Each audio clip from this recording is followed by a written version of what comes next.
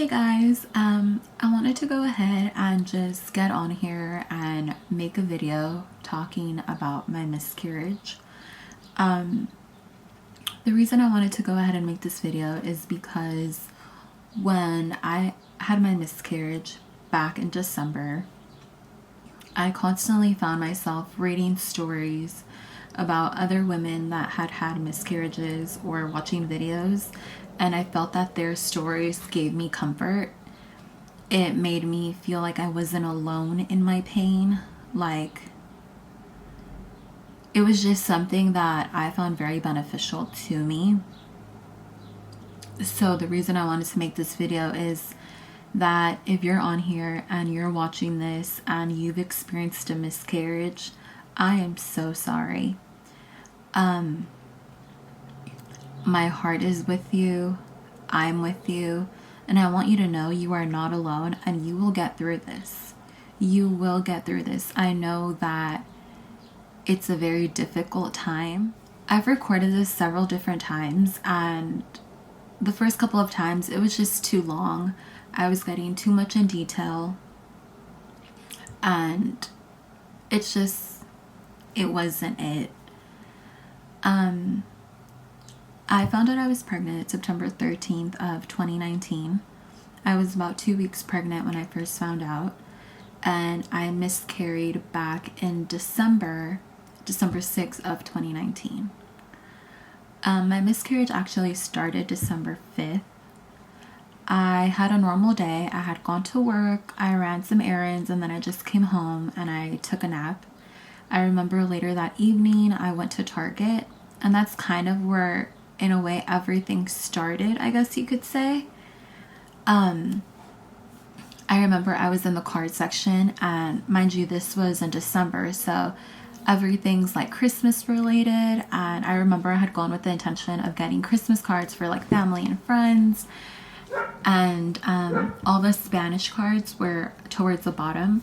So I remember like I had to like squat down, and as I'm squatting down, like I got this like really sharp pain in my back, and I was just like really concerned, but it was more like of the discomfort in a way. Like I didn't really want to get up.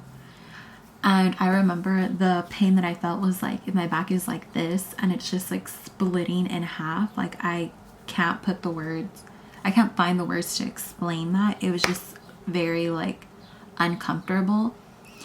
And I remember after that, I came home for a little bit, and then I ended up going to my boyfriend's house. When I was there, everything was fine. I wasn't in any pain. It was just the back pain prior to that, but that had slowly gone away. I remember laying down and I just felt like this gush of water. And at that time, I didn't know that it was my water that had broken. I remember hopping in the shower and just wanting to like clean myself because I wasn't understanding. I honestly thought that I had peed on his bed, and I was like so confused because I didn't feel the urge to pee. I remember getting out and just putting on a shirt and just like wrapping a towel between my legs because it still continued to like come out. So that's when I started getting more concerned, and I'm like, what is going on? Like something isn't right. This happened around 10 p.m. I remember we headed to the hospital about 10:30, 10:45, and once we got there and we checked in, it was just a process. I had never been to that hospital before, so I needed to like sign all these papers and everything, and like, you have to explain to them why you're there. And I was just like so upset, mind you. Like I didn't want to do any of that. I just wanted to get an ultrasound, and I wanted to know that the baby was okay. I wanted to know that there was a heartbeat. I wanted to know that everything was just fine. And I waited about maybe like 40 minutes to actually get into a room. And I remember once I went in,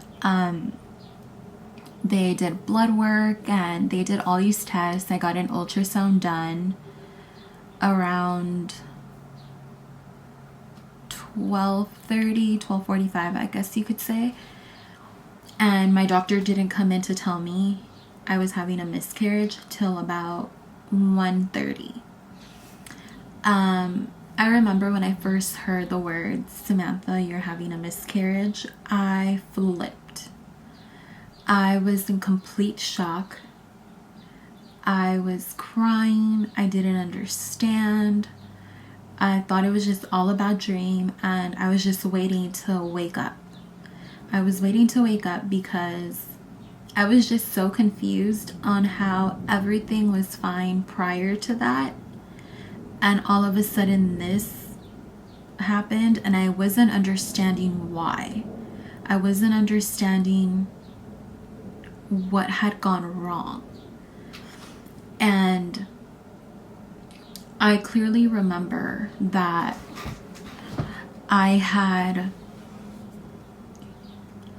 she said, "An OBGYN will be here in a few minutes and discuss with you your options." Now, if you've had a miscarriage, I'm not sure if it's like this in every hospital or in other parts of the world, where I had 3 different options. The first one being I could go home and see what my body would do naturally, but also risk the possibility of an infection. 2, to go up to labor and delivery and start the process, or 3, to have a D&C.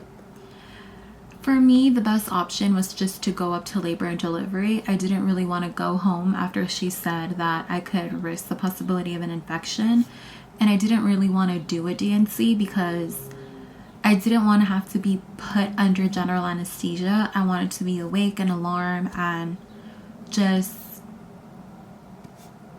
not under, I guess you could say. I just wasn't comfortable.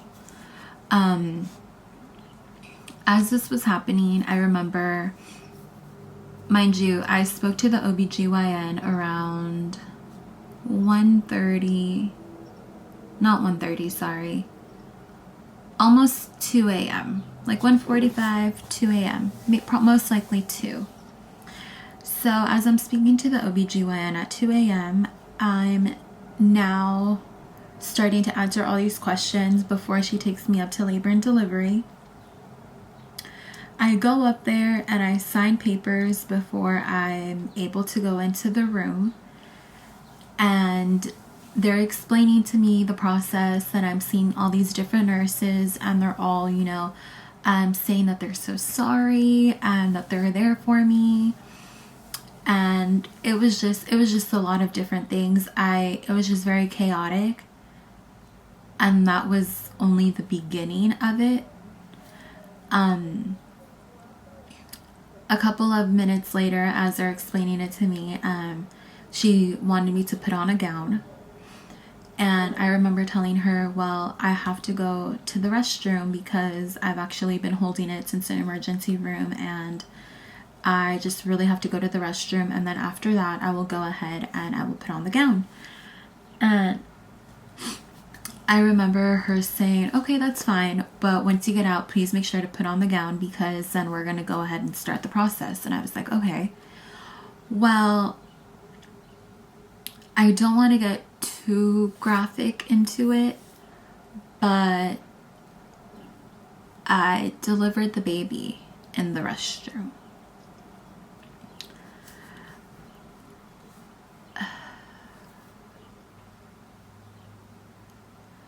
After this happened,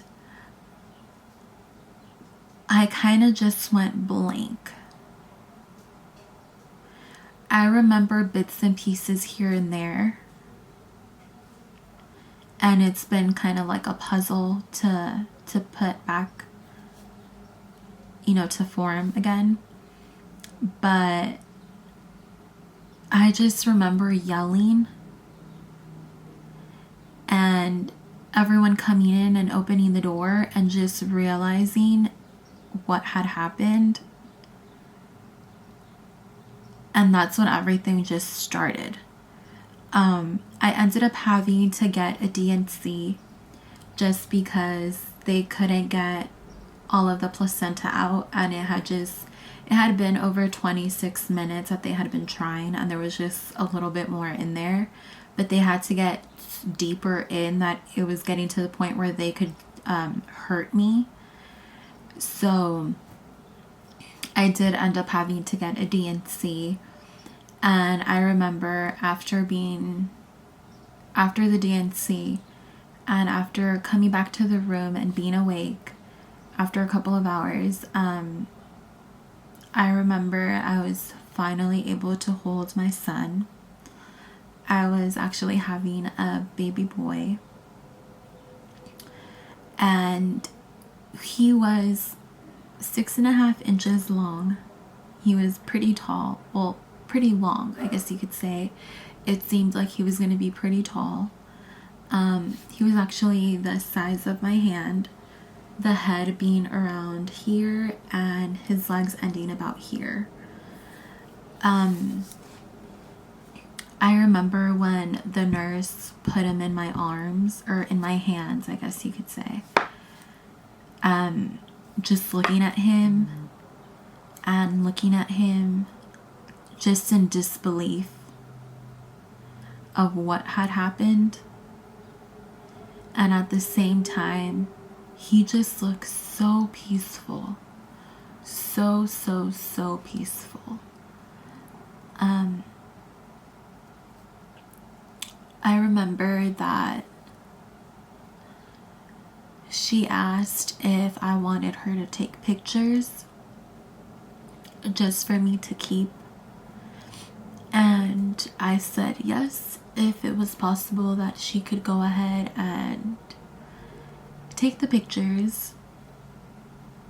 Sorry, I really don't want to cry.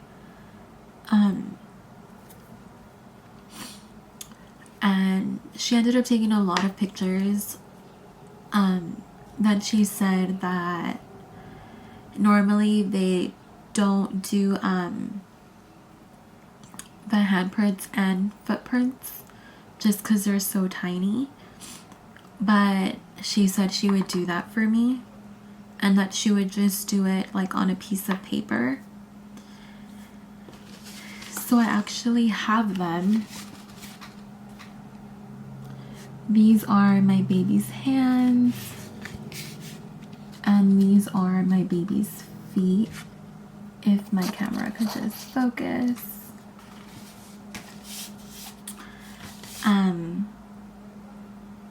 It was just insane. I remember when it was just time to go. I will never forget the emptiness that I felt, because I thought prior to this happening, damn, the next time I go to a hospital, I'm gonna walk out with the baby. And the amount of emptiness you feel walking out of the hospital without your baby is something I can't put into words. It was just so hurtful. And I remember walking out of there, or walking out of, the room, and I'm carrying my stuff, and as I'm carrying my stuff out, I looked to the room that was next to me, and a lady had delivered her baby. And I remember just seeing the baby in the litter incubator, or I believe that's what it's called. I was so angry. But I was angry because I felt like I was robbed of that. I felt so hurt. I was so confused. I remember when I got in the car, and that drive home just felt so long. I remember all I had left of my pregnancy and of my son was just a big folder of the hospital. One that had, all the information of when I gave birth to him. And the other one was how to grieve a loss. And I remember getting home and just scream crying because I was so hurt.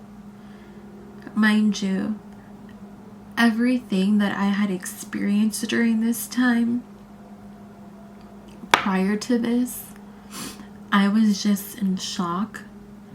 I don't think it actually fully hit me till I was about, after maybe 2 days after the miscarriage was when it hit me the most. And it was just a really, really difficult time. I became very distant with everyone. I didn't really want to talk to anyone. If you would try to reach out to me, I honestly wouldn't reply. I didn't care for it. It was just a lot of different things that went on in it, or that happened during this time. But now that it's been 5 months, almost 6 after the miscarriage, it comes in a wave. Some days are honestly harder than others, as my due date is approaching. My due date is actually May 22nd, and it's currently May 19th when I'm recording this.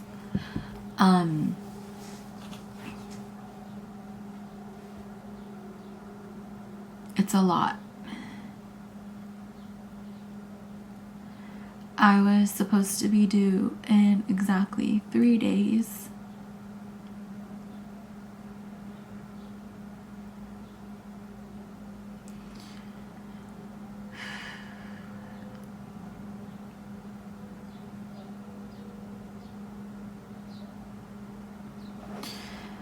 I know things happen for a reason, and maybe it wasn't my time, and God just had other plans.